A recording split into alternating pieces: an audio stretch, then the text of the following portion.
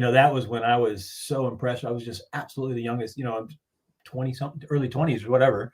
And Scott Russell was larger than life. He was just the man. He was getting all those Daytona watches and getting all those pole positions and winning several in a row. And it's just like, he was a god. Yeah. And then, we met. He is a god. Yes.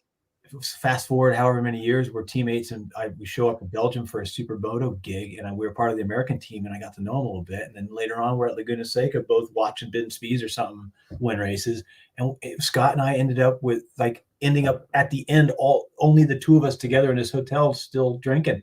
It's the same thing as Kevin. Like, they're real men. Like, these are fucking. You're like, oh, they're cool. They ride by the seat of their pants, and they're like these rock stars.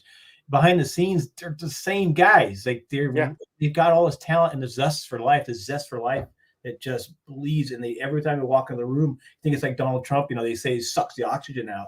People don't even have to know who they are, but they just stand so straight, and they're just they've been and done so much. They've been around the world, and they've raced so many badass bikes, and they got this self-confidence that you just want some of that, Yeah. The aura that certain people put out, you just, it hits you in a way that is unexpected, and you'll never forget it. Right. And you're right.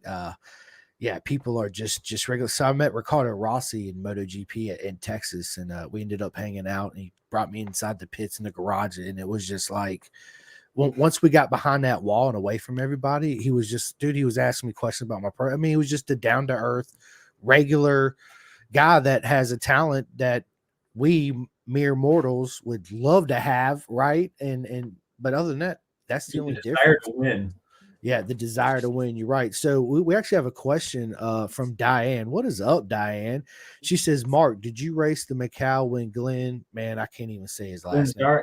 Yeah, it sounds familiar. Was he? What country was he from? I wonder. Was he American? I'm not sure.